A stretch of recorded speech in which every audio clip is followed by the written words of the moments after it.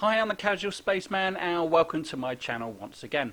Well, as you may have heard, the Mars rover Opportunity was finally declared dead last month after an astounding almost 15 years of service for one of a pair of rovers, the other, Spirit, lasting just over 6 years, that both explored the Red Planet and that were only supposed to last 90 days at most. What absolute legends and troopers they were. The pair provided a wealth of data that has enabled future exploration and planning for manned missions to the Red Planet. But all good things must come to an end. But now, enter the Mars 2020 rover. Cue the music. We choose to go to the moon in this decade and do the other things, not because they are easy, but because they are hard. One small step for man, one giant leap for mankind. Before we get into the ins and outs of the Mars 2020 rover, I'm going to ask my friend Astrum to give you the lowdown on the Red Planet, named after the god of war Mars. Take it away, Astrum.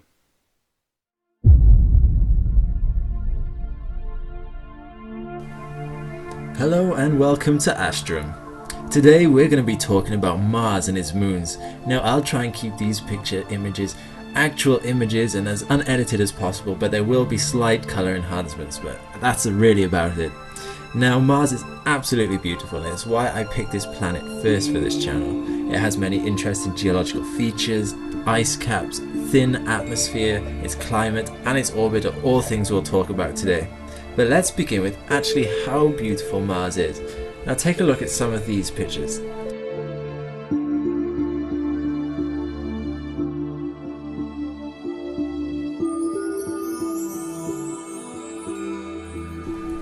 Has that got your attention? Good. Now let's actually learn a little bit about Mars so we can put some context to these pictures. Surprisingly, Earth and Mars share a lot of similarities, one being the length of the day.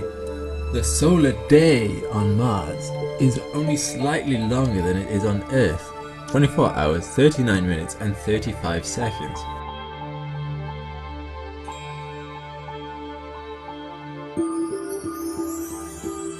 Because Mars is the fourth planet from the Sun, it's further away than Earth is to the Sun, and so a year is naturally slightly longer. It's 1.88 Earth years, or 1 year, 320 days and 18.2 hours. Want to see Earth from Mars? Well, take a look at this picture. A number of photos have been taken of Earth from Mars, and here's one from an orbiter which is going around Mars right now.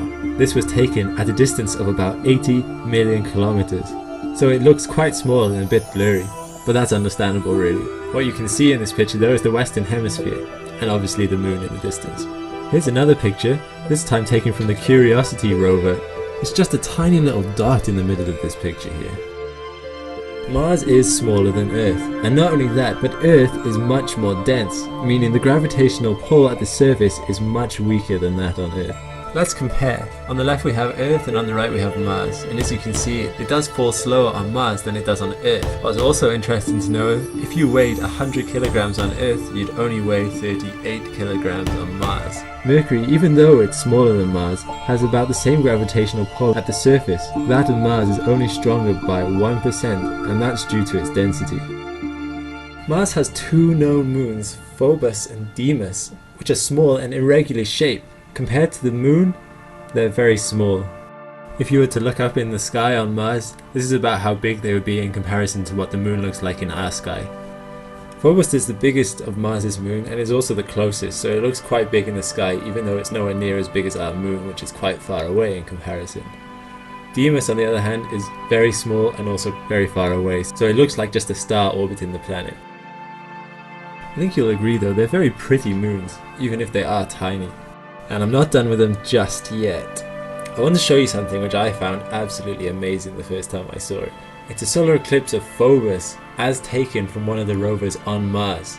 Now I've barely seen a solar eclipse while I've been on Earth, so to see one on Mars, that's just something else. And not only that, but you can see Phobos in all of its irregular glory as it passes by the Sun.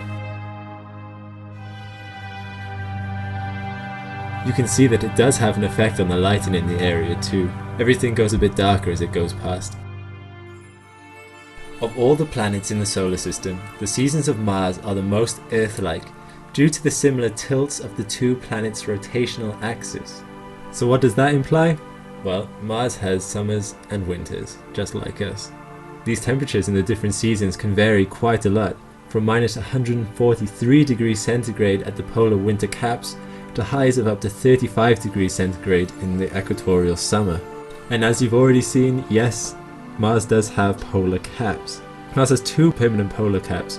During the pole's winter, it lies in continuous darkness just like on Earth, and actually causing the atmosphere to freeze into slabs of CO2 ice. The permanent polar caps though consist primarily of water ice.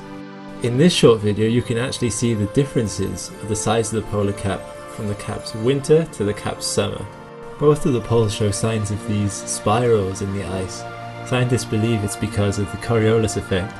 When the dry ice finally sublimes from the polar ice caps, it can create enormous wind speeds of up to 400 kilometers an hour. Why is Mars called the red planet? It's because there's a lot of iron oxide on its surface, which gives it this reddish appearance. It's like there's a lot of rust everywhere. And as you can see from photos from the rovers on Mars, everything really is very reddish brown. And they're available on NASA's website as full high-definition pictures. You can really see such good detail in these photos to the individual rocks, to the way the landscape is,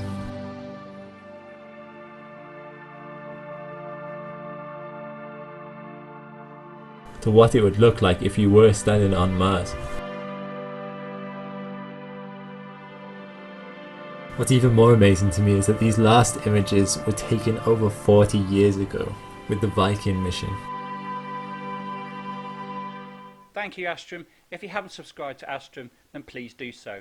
He has a wealth of knowledge and shares his knowledge with a massive number of videos on the planets and the universe. Please tell him I sent you and enjoy his videos. Link to his channel is in the description below this video. So what is Mars 2020? Well, it's a brand new, as yet unnamed rover, similar to Opportunity in spirit, but with much more science, more power, more high definition cameras, more sensors and better mobility. And even a microphone or two to record real sounds on the Mars surface. Not only that, it has a brand new clever bit of kit built into the lander system that scans the Mars surface as it approaches to land, compares it to surface data in its memory banks, and looks for a better place to land if needed.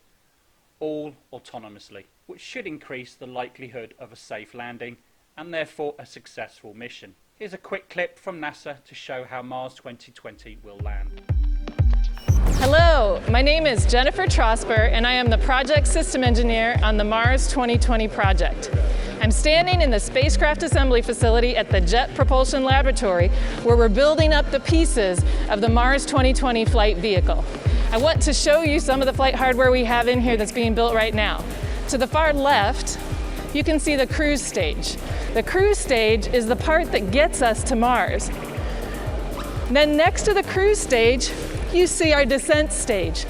The descent stage does our powered descent when we're landing on Mars.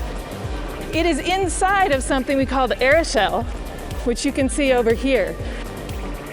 The aeroshell has a parachute at the top, and the parachute will deploy and slow us down at Mars. And then to the far right, what you see is the heat shield.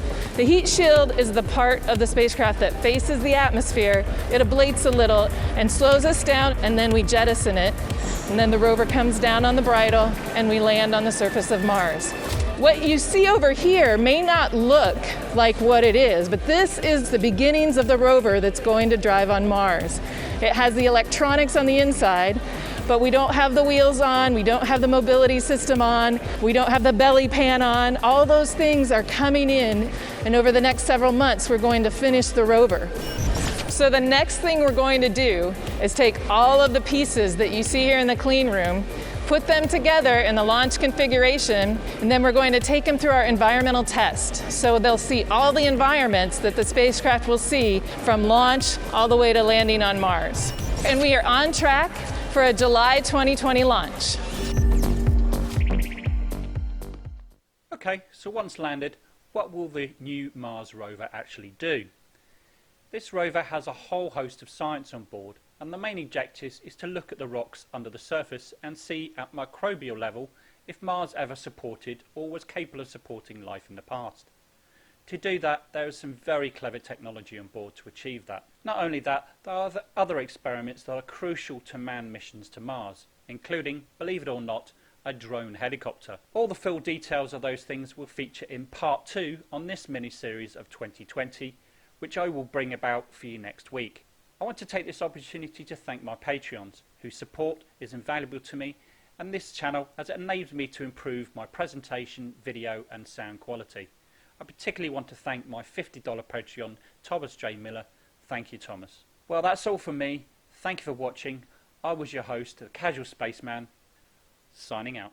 We choose to go to the moon in this decade and do the other things, not because they are easy, but because they are hard. It's one small step for man, one giant leap for mankind.